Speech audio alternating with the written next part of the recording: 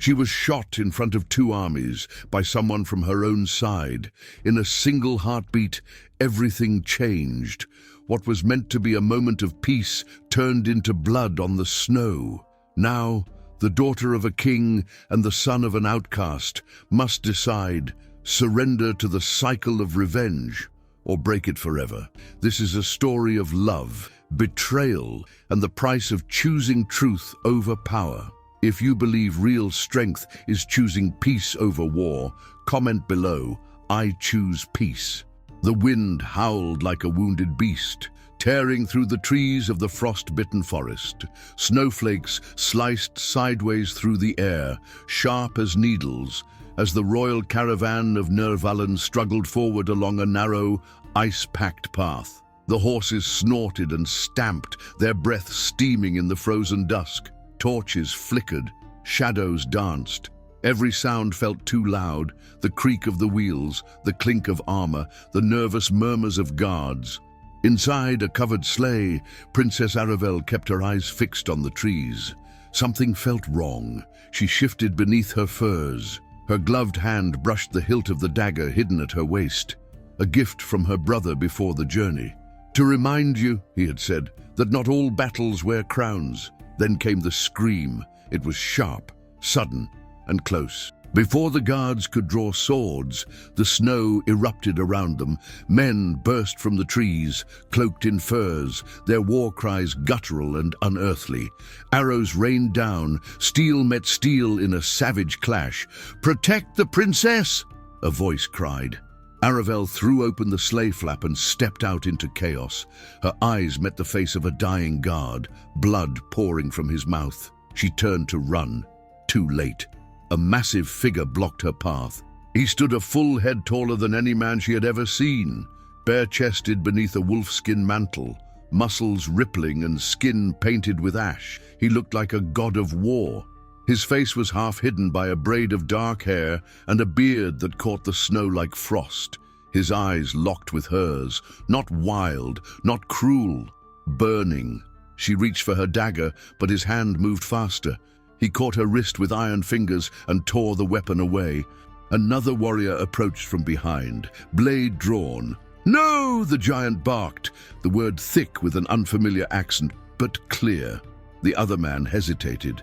Cairn, war chief of the Skada, gave a single order in his language. The warriors lowered their weapons, but not their eyes. Aravel was seized, her hands bound with rough cords. As they dragged her through the snow, past the corpses of her men and into the unknown, she kept her head high, even as tears froze on her cheeks. She would not scream. She would not beg. They would not break her. The days that followed blurred into a haze of cold and exhaustion. The Skardur moved swiftly, dragging her through icy valleys and snow-choked forests. She was given little food, less warmth, and no explanation. At night, she slept on the hard ground, chained to a wooden stake like an animal. Her ankles ached, her wrists bled beneath the ropes, and still she watched him, Cairn. He did not speak to her, but he watched her too. On the third night, she saw him speak sharply to two warriors who had laughed while tossing bones near her sleeping form. He struck one of them across the mouth and pointed at her, his voice like thunder. From that night on, no one dared approach her without his approval. Why? Why hadn't he killed her like the others? What game was he playing? One morning, she collapsed on the snow, her legs too weak to carry her. The warriors jeered. Cairn came. Without a word, he knelt, slipped his arms under her, and lifted her like she weighed nothing. She expected cruelty. Instead, his grip was steady, careful. She stared at him, breath shallow. So close, she could see the scar across his collarbone, the frost glinting in his beard. "You are not dead," he said, in broken but firm common, "because I chose it." He set her down beside a fire and walked away. She didn't speak, but she watched his back disappear into the mist, her heart pounding with something far more dangerous than fear. Aravel stood at the edge of the Skardur camp, her arms crossed tightly against the wind, her body wrapped in a torn cloak that smelled of smoke and leather. Around her, the world groaned under layers of snow and silence. The camp was nothing like the elegant stone walls of Nirvalan. There were no courtyards, no polished floors, no guards in golden armor, only tents made of stitched hides, roaring fires, and the restless breath of men who had never known peace. She was not treated like a guest. When they'd first arrived, she had been shoved from Cairn's horse by a warrior who sneered at her with yellow teeth and spat on the ground beside her. Another had grabbed a strand of her hair and yanked it hard, laughing as she stumbled. She didn't cry out. She refused. Her pride was the last thing they couldn't chain. But before that man's laughter could finish echoing, Cairn had struck, a blur of movement. His fist connected with the warrior's jaw, sending him crashing into the snow. Cairn didn't say a word. He didn't have to. After that, they kept their distance. Mocking stares and low whispers remained, but no hands touched her again.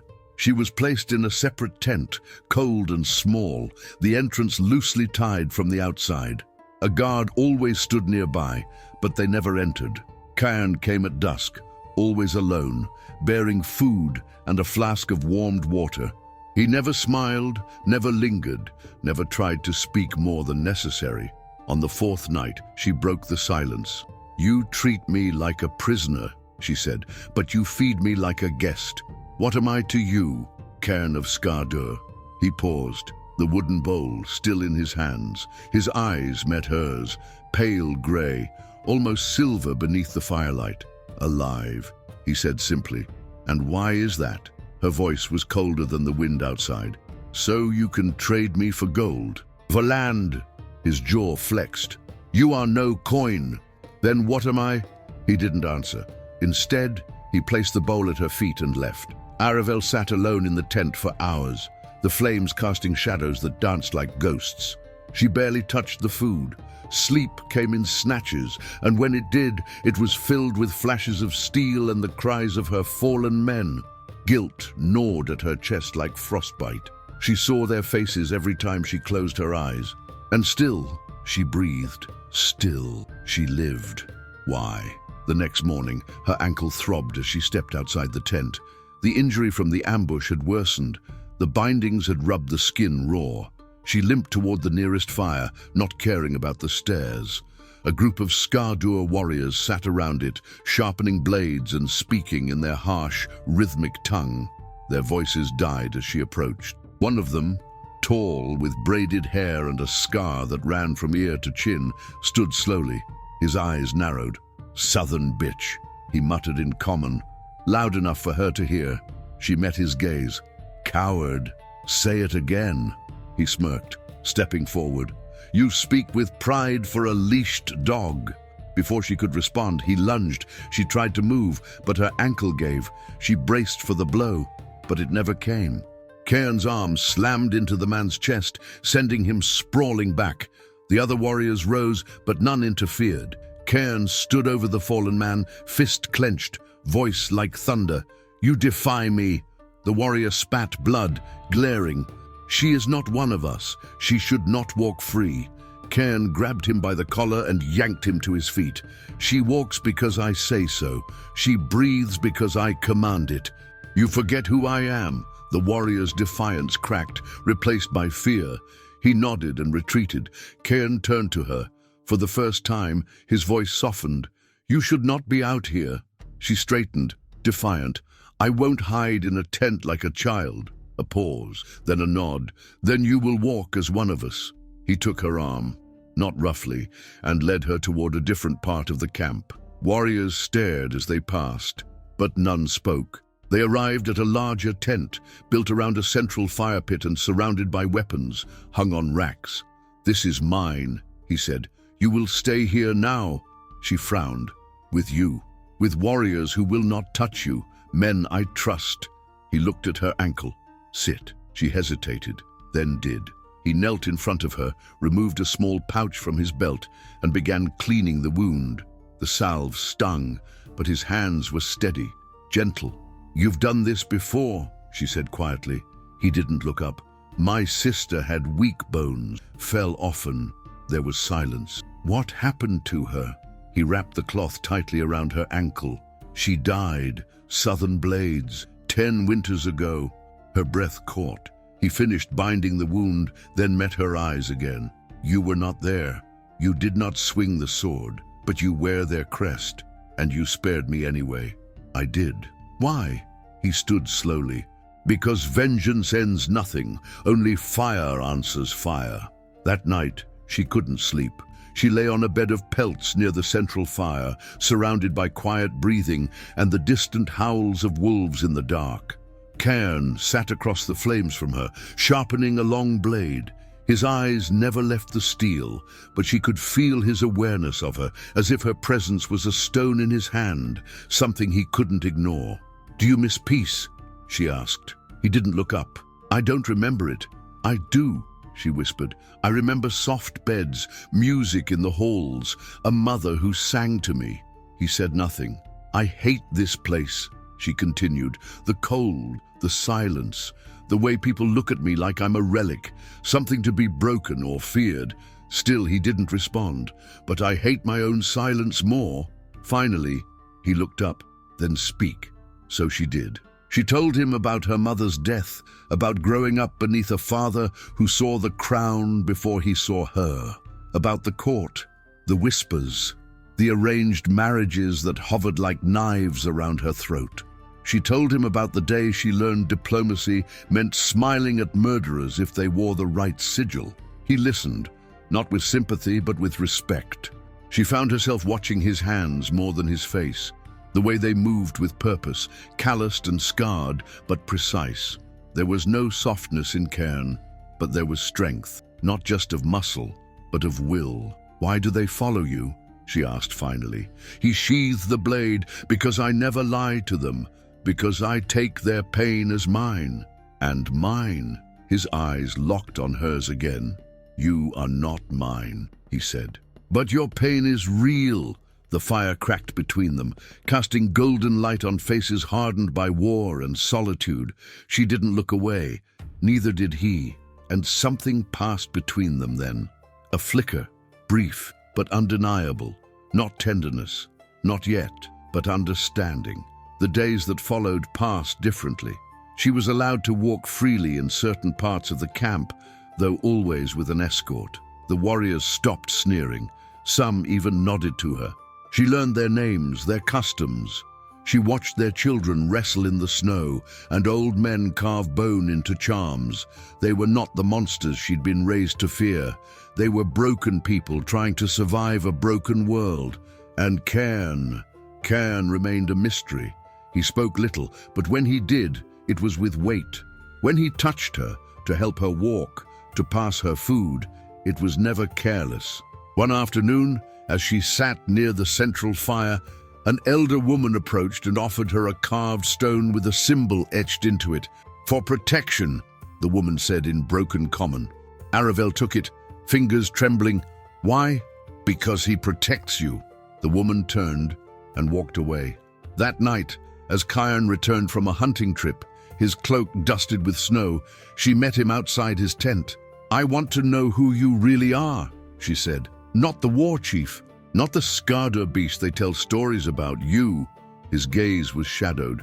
"What if you don't like what you find?" She stepped closer. "Then I'll keep looking until I do." Neither of them moved. The fire crackled in the silence, and for the first time, Cairn smiled. Only for a moment, but she saw it, and she knew. She was no longer just a prisoner. Something had begun, something neither of them could name. Not yet. But it was real, and it was dangerous. The storm came without warning. It descended from the mountains like a curse, swallowing the sky in grey and slashing the camp with wind and snow. Fires sputtered, tents trembled. Warriors huddled around makeshift walls of wood and hide, clutching their cloaks tightly and speaking in hushed voices. The cold bit deep, a sharpness that no amount of furs could keep out. Aravel sat alone near the central fire pit of Cairn's tent, though the fire itself had long since dimmed. The embers glowed weakly, casting thin shadows along the curved walls.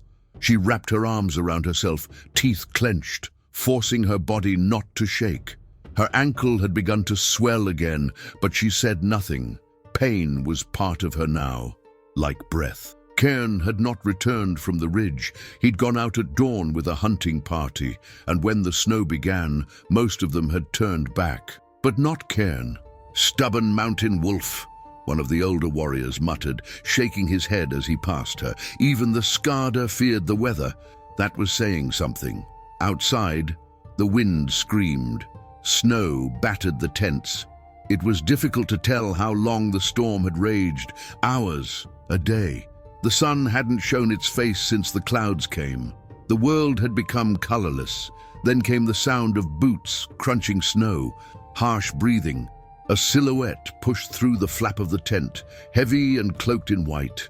Cairn, his shoulders were dusted in snow, his beard frozen at the edges. He dropped 2 hairs onto the floor near the fire and pulled off his gloves. "You were gone too long," Aravel said, rising. He didn't answer. Instead, he looked her over with narrowed eyes. "Are you warm?" She nodded, though she wasn't. He tossed a fur-lined cloak toward her. "Liar." She caught it and wrapped it around herself without protest. "You should have come back earlier. I don't run from storms. You could have died." He finally looked at her. His eyes held no mockery. "So could you." She opened her mouth, but no words came. Cairn moved to the fire, dropped to one knee, and began stoking it with a sharp stick, coaxing the flame back to life. His hands moved with purpose, as always, but there was something slower in him tonight, something heavy. She watched him in silence for a long time. Then, quietly, "You fear something." Cairn didn't respond. "You're not hiding it well." His jaw clenched. "The snow isn't what worries me." She approached him slowly, the cloak trailing behind her. "Then what is?" He looked up, the firelight caught in his eyes. "You." She stopped. "What?" "You're a question I don't know how to answer." He stood, towering over her. "Every day you walk freer, every night you sleep nearer to us, and yet I don't know what you are to me." "I'm your prisoner," she said, voice sharp. "No." His voice was steady. "Not anymore." Silence fell again, dense as the snow outside. Then Aravel, heart hammering, spoke the truth that had haunted her since the night he first touched her wounded ankle with such unexpected gentleness. "You spared me, Cairn. You protect me. Why?" He stepped closer. The space between them vanished, but he didn't touch her. "I don't know. Maybe I hate war enough to want one thing untouched by it." "I'm not untouched," she said softly. "I've bled too." His voice dropped. "Then maybe I see myself in you." Their breath mingled between them, forming clouds in the cold. Aravel reached up and gently touched the edge of the scar near his collarbone. "This was from my people." He nodded once. "Why not hate me for it?" He closed his eyes. "Because hate is easy, and you are not easy." The storm roared louder outside, but in the tent, the silence between them was warm. Later that night, sleep refused to come. The wind moaned like a wounded animal. Aravel wrapped herself tighter in the cloak Cairn had given her, staring into the fire. Around her, the other warriors slept or murmured in their dreams. But Cairn was gone again. She rose carefully, testing her ankle, and stepped out into the storm. The snow bit her face instantly. She pulled the cloak over her head and scanned the camp. Most tents were dark, but one figure knelt outside, half buried in snow, unmoving. Cairn. He was before a small pile of stones, frozen, simple and solitary. Aravel approached slowly. "What is this?" His head didn't turn. "A grave." "Who?" "My sister." Her breath caught. "You said she died, but not how." He remained silent for a long time. Then, "We were children." She wandered beyond the ridge, chasing a snow fox. Southern soldiers found her first. They were drunk. They thought it would be funny to scare her. His hands clenched into fists. She slipped on the ice, trying to run, cracked her head. They left her there. Aravel lowered her eyes. "I'm sorry." She was 6. He stood slowly, looking at the grave. "I buried her myself, dug through snow and stone with my hands until they bled." She stepped beside him. "And yet you let me live." He looked at her, face unreadable. Because I refuse to become the thing I hate. The wind shifted. The snow began to fall softer. Aravel hesitated, then reached for his hand. He didn't pull away. That night, something changed. They didn't speak again until morning, but the silence between them was no longer filled with distrust. It was filled with recognition, understanding. The following days passed with slow tension. The camp murmured. Warriors glanced at Cairn and Aravel with curiosity and unease. She walked beside him now, unchained, and he no longer treated her like a symbol of the enemy. She saw how that unsettled them. One evening, during a council meeting in the center of camp, a group of elders spoke with Cairn in sharp tones. Aravel sat nearby, silent but observant. "She cannot stay," one of the elders growled in Skardur. "It weakens you. They question your judgment." "She is not our enemy," Cairn replied. "She is the king's daughter. She is more than her blood." The conversation grew heated. Aravel stood. Cairn turned to her, brow furrowed. She faced the elders. "Then let me speak for myself." Silence fell. She looked each of them in the eye. "I was born in marble halls. I dined from silver plates. I was taught that you were monsters, savages, nothing more. But you bury your dead with care. You treat your wounded with honor. You speak your minds without fear." A beat passed. "I do not belong in the south anymore, but I do not belong here either, so I stand between." She looked at Cairn. "If that is weakness, then let me be weak." No one spoke for a long time. Then one of the oldest men, face-lined like carved wood, nodded once. "If she lies, she'll die here like any of us. If she doesn't, perhaps we are not doomed." That night, the air felt different. The lines were shifting. Later, in the quiet of Cairn's tent, he looked at her across the fire. "You shouldn't have done that," he said. "Why not? They won't forget it. You've declared yourself. I'm not afraid." "I am," he said, "for you." She walked to him. "You don't have to be." And for the first time, his hand rose to touch her face. Calloused fingers against soft skin. A warrior's touch, but with the care of someone who had buried too many things he loved. Their lips didn't meet. Not yet. But they stood like that, close enough to feel the warmth of each other's breath as the fire crackled and the snow whispered outside. And in that moment, neither was prisoner nor captor. They were simply two souls, lost in a world built on blood, trying to find something worth holding on to. The sun broke through the clouds for the first time in weeks, casting a pale light over the snow-covered camp. Thin rays warmed the frost-stiffened tents, and the ice hanging from the eaves began to melt, dripping slowly into the white earth. But there was no warmth in the expressions of the Skardur warriors. Whispers had become sharp conversations. Glances had turned to stares, and the unease that had begun as a ripple was now a wave crashing quietly through the ranks. Aravel could feel it the moment she stepped from Cairn's tent that morning. The air was tense. Eyes followed her with veiled suspicion, and even those who had once offered a nod of tolerance now kept their silence. Something had shifted, something deeper than mistrust. Cairn had risen early and disappeared before sunrise, leaving only a fresh piece of bread and a flask of snowmelt tea beside her. He hadn't said where he was going, and for the first time, he hadn't woken her before leaving. That absence felt heavier than usual. She wandered the camp, careful not to limp despite the dull ache in her healing ankle. As she passed the training grounds, she paused to watch a group of young warriors sparring in the snow. Their movements were fierce, unrelenting, each blow meant to kill, not just wound. She remembered the duels in the palace courtyard, where nobles danced with swords as though it were a game. Here, nothing was a game. "You should not be out here alone." The voice came from behind. She turned. It was Rorik, one of Cairn's captains. His face was long, gaunt, and lined by windburn. He'd never liked her. She could feel it in the way he spoke, the way he looked at her with a kind of tight-lipped tolerance, as if she were a splinter stuck in the flesh of his world. "I'm not alone," she said quietly, glancing around. "No?" His voice was flat. "Then where is your protector?" She didn't answer. Rorik took a step closer. Do you think this camp bends to you because you stand at his side? You are not Skardur. You never will be. And yet I remain, she replied. For now, his eyes narrowed, but not for long. Before she could respond, a horn sounded from the northern ridge.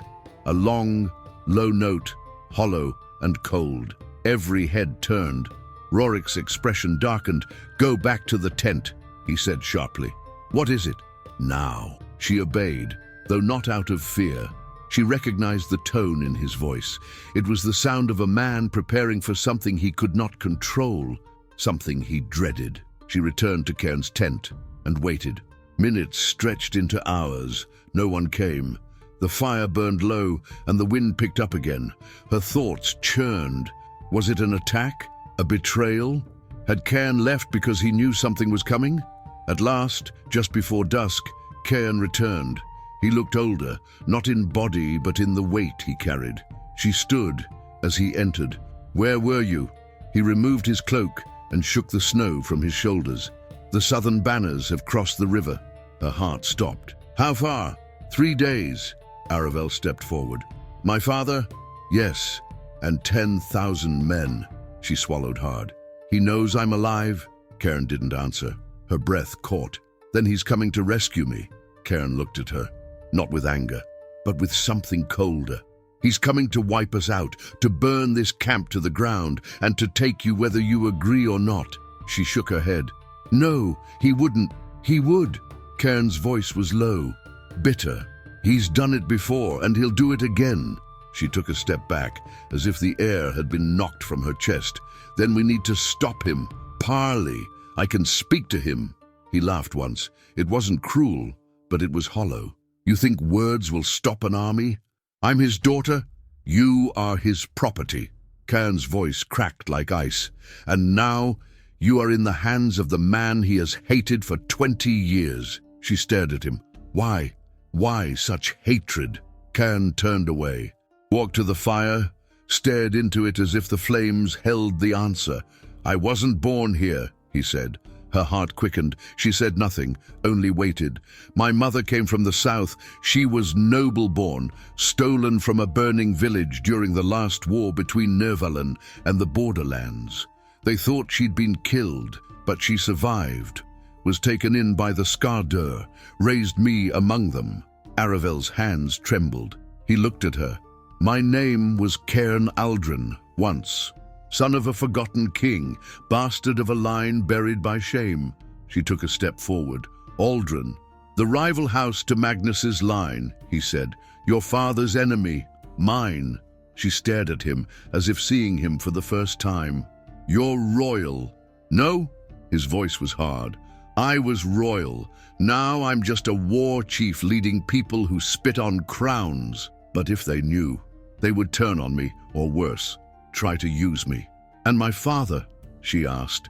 Cairn's gaze didn't falter. He knows. That's why he marches with fire, not just to retrieve you, but to destroy what I am. Aravel shook her head, heart pounding. Then we run. We go somewhere he won't find us. There is no place he won't find us. Then fight, she said fiercely. But not here, not in this camp. He studied her for a long moment. There's a place, he said finally. To the east, the forgotten fortress. It was built by the old kings, carved into the cliffs. We could hold it for a time. Then we go, she said, together. The next morning they fled, not just Cairn and Aravel, but a small band of loyal warriors, men and women who had stood by Cairn since the beginning. They traveled in silence, moving swiftly through the mountain passes, avoiding the roads the southern army would take. The fortress was real. It rose like a ghost from the cliffs, black stone swallowed by snow, towers half buried in ice, its gates sealed by time and silence. Inside, it smelled of dust and old blood. They made camp in the great hall. Aravel walked through the ruins, tracing carvings along the walls, ancient symbols, faded banners, names lost to memory. Then she saw it, a tapestry, torn, moth-eaten, but still clinging to the stone, a wolf surrounded by fire, a crown split in two. And below it, a name, Uldren. She turned to Cairn. You belonged here. He didn't answer. You still do. That night, she sat with him by the fire. The others were asleep. Snow drifted through cracks in the high ceiling. The wind outside was gentler here, as if the fortress itself held its breath. She leaned against him. You once said you didn't know what I was to you. I still don't. She smiled faintly. Do you want to know what you are to me? He looked at her. You're not a monster. You're not a war chief. You're the first man I've ever met who doesn't want to own me. He touched her hand, held it, and you're the only person I've ever trusted to choose me. They didn't kiss. They didn't need to. But as the fire burned low and the fortress held its silence, the storm of war moved ever closer, and they would be ready, together. The sky was bruised with stormlight as the southern army came into view. From the ramparts of the forgotten fortress, Aravel stood beside Cairn, her eyes narrowed against the wind as she watched the banners unfurl in the valley below. Crimson and gold, her father's sigil, the crowned lion, whipped in the air like a threat made flesh. Beneath it marched a sea of steel, shields glinting in the cold sun, spears upright as trees, rows upon rows of soldiers cutting a black line through the snow. 10,000 men. She counted their movement with the trained eye of a court diplomat, but her heart thudded like a drum in her chest. She had seen armies parade during festivals, had watched her father command from thrones and war tables, but never had she stood on the other side of that power. Never had the lion looked so hungry, so cruel. Cairn said nothing beside her. His face was carved from stone, but she could feel the tension in him. Not fear. Cairn didn't fear men, but he understood what was coming, what it would cost. They'll reach us by nightfall, he said finally, voice rough with frost. She nodded. Then let me go down there. He turned to her sharply. No, I have to speak to him. He won't listen. He's my father. Cairn's jaw tightened. And you are the only leverage he believes he has. If you walk into his camp, he'll never let you go. He won't hurt me, won't he? Cairn took a step closer. You don't know what kings become when their pride is wounded. You don't know what I've seen. I know him, she said, voice steady despite the storm inside her. And he knows me. Let me remind him. Cairn looked into her eyes. If you go, I can't protect you. You already have. A long silence stretched between them. The wind rose, flinging snow into their hair. He reached out, brushing a strand of it from her cheek. You're not a princess anymore, Aravel. She caught his hand and held it to her chest. No, she said softly. I'm something else now. By mid-afternoon, a lone rider descended the cliff path under a white flag. Aravel rode with her back straight and her chin high, her cloak bearing no crest, only plain wool and fur. She wore no crown, no silk, only leather and steel. Cairn watched her from the fortress walls, unmoving, as the wind carried her down into the lion's mouth. The camp was massive, rows of tents like teeth in the snow, guarded fires burning, soldiers watching with narrowed eyes. She was escorted wordlessly to the command tent, and as she passed, whispers followed her. Some recognized her face. Others saw only a stranger dressed in wild furs. The flap of the royal tent opened, and there he was, King Magnus III, her father. Still broad-shouldered, still armored in polished gold, but older now, grayer than she remembered.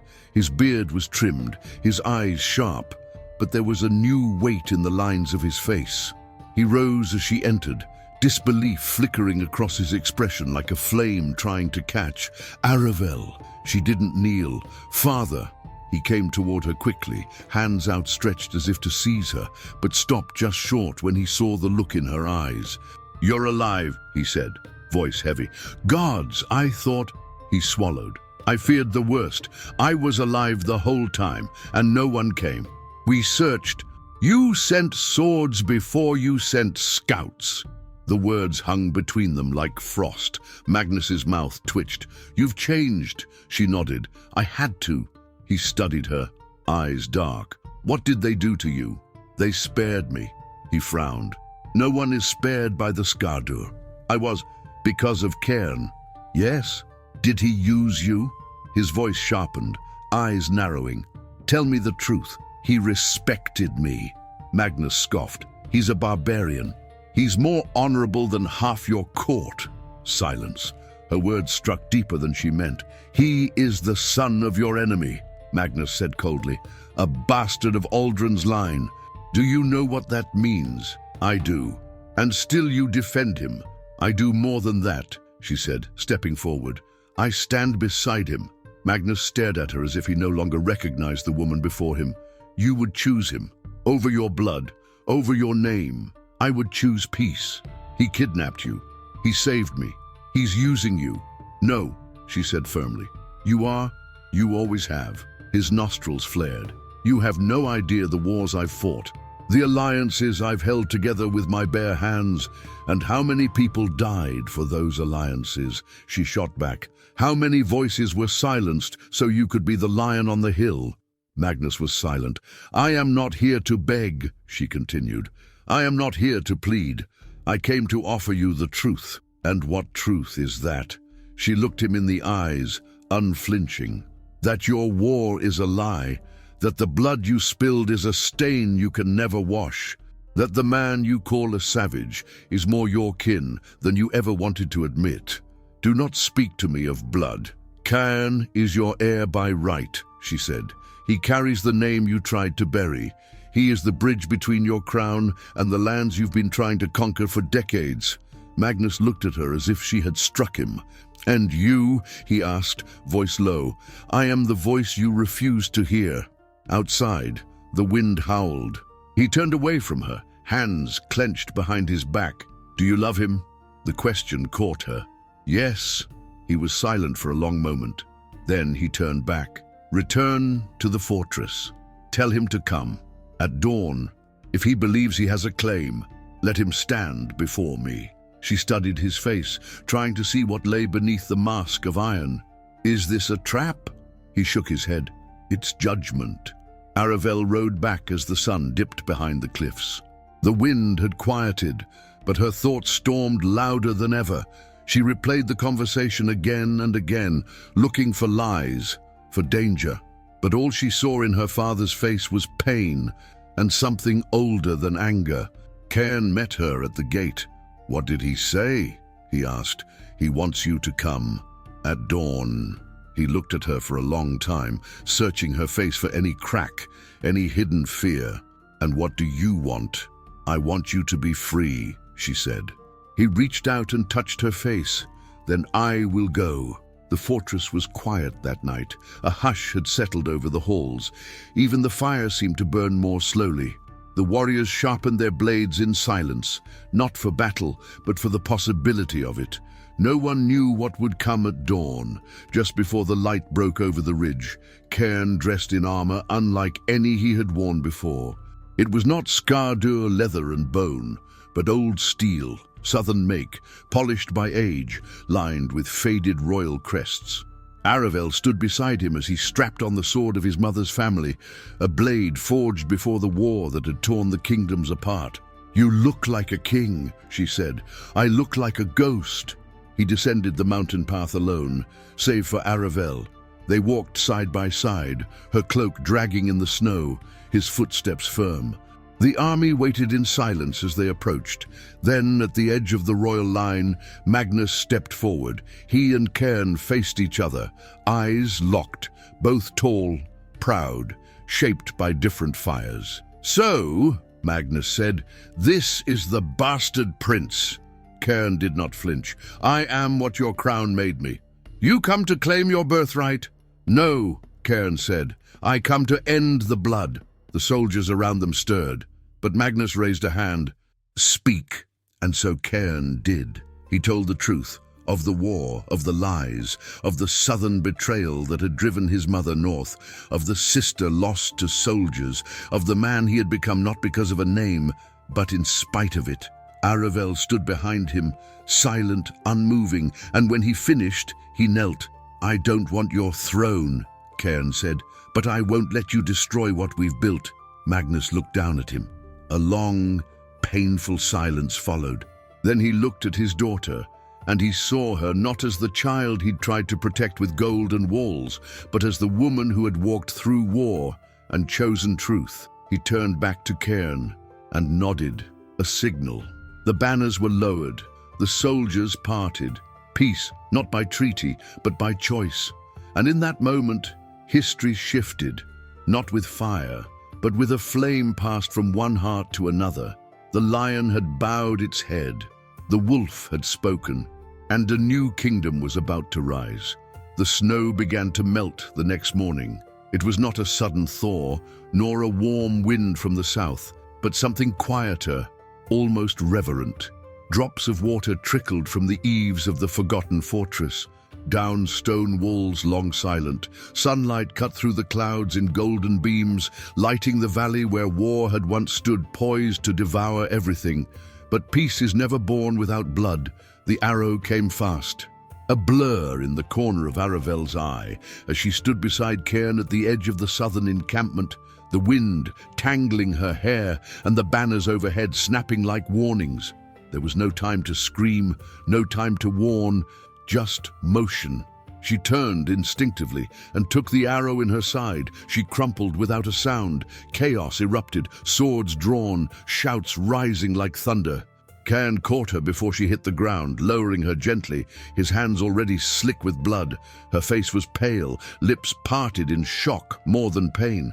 "No," he breathed, pressing his hand against the wound. "No, no, Aravel, stay with me." Her mouth moved. No sound came. The world spun. Magnus shouted orders. Guards stormed toward the ridge where the arrow had flown. Another shot followed, missing its mark. A third found the chest of one of Cairn's warriors. Betrayal had bloomed among them. Cairn's face was carved in fury and fear. He scooped Aravel into his arms and turned from the field, ignoring the shouting around him. Someone tried to speak to him. He didn't hear. All he could hear was her breath, ragged and thin, and the blood dripping onto the snow. Inside the command tent, the healers gathered, Southern and Skarder alike. Strange hands moved fast, cutting fabric, packing herbs, heating iron. Cairn knelt beside her through it all, not letting go of her hand, not blinking. Her skin was cold, her lips barely moved. He leaned closer. "I'm here. You're going to be fine. You're stronger than this. You've always been stronger." Her eyes fluttered open. "I'm tired," she whispered. "Don't say that. I need to rest." "No," his voice broke. "Not now. Stay with me. I'm not afraid." Tears welled in his eyes. The pain in his chest wasn't like any blade he'd ever known. She looked at him. "You'll finish this, even if I can't." "You'll be there," he said fiercely, "at my side." Her fingers curled weakly around his. "Promise me, you won't become what they feared you were." He bowed his head over hers. "I promise." Then her eyes closed, and the room went still, not dead, but close. The healers worked through the night. Cairn didn't leave her side. Magnus entered only once, stared at his daughter lying pale and still, then turned away without a word. He stood outside the tent, armor gleaming, his face unreadable. Inside, the silence was unbearable, but dawn came again, and with it, breath. Aravel woke with a cry of pain, her eyes wide with the light of life, her fingers gripping the fur blankets beneath her. Cairn was beside her in a heartbeat, his face breaking in relief. "You came back," he whispered. "You made me promise," she rasped. He laughed, choking on it. "Stubborn to the end." She tried to smile. "Not yet." Magnus entered soon after, slower this time, no guards at his back. They looked at each other, father and daughter. There was no triumph, no blame, just exhaustion. She sat up with effort. Cairn helped her. "I want no more blood," she said. "I've already executed the traitor," Magnus replied. "A southern commander, acting without sanction. Then let this be the last body that falls," she said. "Mine or anyone else's." Cairn turned to Magnus. "I will not kneel to your crown, but I will not raise steel against your line. I offer you peace. My people follow me. I offer them to your alliance, not as vassals, but as equals." Magnus said nothing for a long time. Then he looked at Aravel. "She loves you," Kian nodded. I can see that you love her. I do. Magnus took a deep breath. Then this is how it ends. Not with a sword, but a hand extended. He offered it. Cairn looked down at it, then took it. History shifted in the grasp. That night, beneath the stars, a feast was held at the fortress. Southern nobles and Skardar warriors broke bread at the same table. Tensions remained, but the wounds of old hatred had begun to scab. Aravel watched from her bed, propped up on furs and pillows, her strength returning by the hour. Her hair fell loose around her shoulders, and the pain in her side was a dull reminder of the cost of truth. Cairn sat beside her. You'll need a crown, she teased. He chuckled. I already hate the idea. Then we'll rule without one. Together, always. Later, Cairn stood before the gathered soldiers, Skardar and Southern alike. The great hall was silent. The torches flickered. Snow fell gently through the broken windows high above. I am Cairn, son of none and son of all, he said. I was raised in blood, shaped by exile, and named an enemy by men who never knew my face. But today, I do not come to claim throne. I come to offer something none of our fathers gave us, a chance to stop the killing. He turned to Aravel. She saved me, he said, not from blades, but from becoming a monster. He turned back to the hall. A new realm will rise here, between the south and the north, between law and wildness, between lion and wolf. Those who wish to follow, follow not because of crowns or blood, but because you believe we can be more than what we were. There was silence, then a cheer, then another. It grew, echoing through the fortress walls like thunder. The soldiers rose. The banners of both realms were lifted together, side by side. In the days that followed, the foundation of the new kingdom began. Magnus returned to Nirvalen, his pride tempered but not broken, his armies withdrawn. In his place, he left ambassadors, trade routes, and peace offerings. The world had changed, and he had changed with it, in the only way a king could. Aravel healed slowly. Her wound left a scar, but not one she tried to hide. She wore it as she wore her name, without apology. Cairn led not from a throne, but from the front.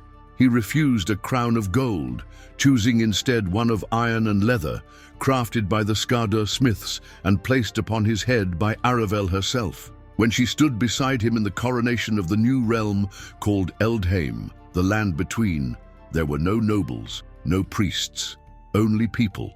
They were crowned by the will of those they served, not by blood, but by choice. And as Cairn took her hand, lifting it high before the roaring crowd, Aravel met his eyes and saw not the war chief, not the bastard prince, but the man who had walked through fire beside her and still reached for hope. From the blood of war had come love, and from love, a world reborn, not perfect, not peaceful, but possible.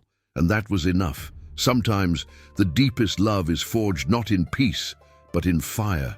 Aravel and Cairn came from opposite worlds, torn by hatred, raised by fear, yet they chose to see each other beyond blood, beyond legacy.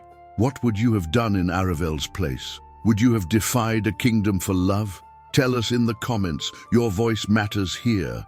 And if this story moved you, don't stop now. The next tale is already waiting for you on the screen. A new journey, a new secret. Go ahead, click, and dive in.